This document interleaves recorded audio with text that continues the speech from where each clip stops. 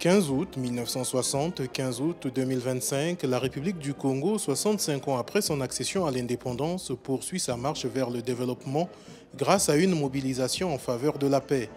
Dans son adresse solennelle à la nation, prononcée à la veille des festivités, le président Denis Sassou Nguesso a salué les efforts du peuple congolais pour préserver la paix et renforcer la cohésion nationale. Il a également exhorté les citoyens à développer leur résilience face aux défis socio-économiques, soulignant que cette capacité d'adaptation est essentielle pour maintenir le cap vers le développement.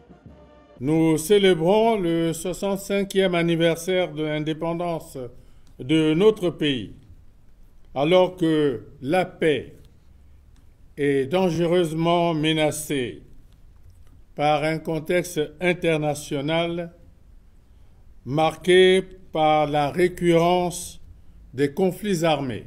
J'appelle notre peuple à une mobilisation plus accrue et au renforcement de notre capacité de résilience.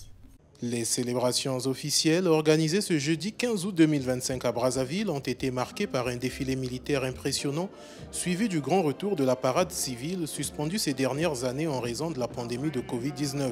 Devant les corps constitués et une foule nombreuse, l'événement a symbolisé la continuité historique de la République et la volonté du peuple congolais de faire vivre l'héritage de 1960 avec fierté et détermination.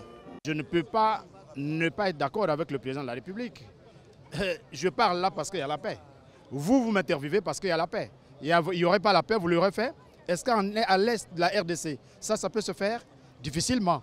Donc c'est une évidence. Et c'était normal que nous puissions fêter au nom de la République, au nom du Congo, ces 65 ans d'âge de notre pays. Et c'est une fierté pour le pays. Nous avons pu rompre, briser les chaînes de la colonisation. Et ce jour-là, une nation libre s'est mise en marche vers son destin, la nôtre. Et pour tout vous dire, c'est un moment de grande communion nationale. Malgré cet esprit de commémoration, les perspectives à moyen terme demeurent exigeantes. Le pays fait face à une dette publique importante estimée à 8 386 milliards de francs CFA en mai 2025. Par ailleurs, le regard des citoyens et des observateurs internationaux se tourne déjà vers mars 2026, date prévue pour l'élection présidentielle qui pourrait marquer une nouvelle étape dans la vie politique de la nation.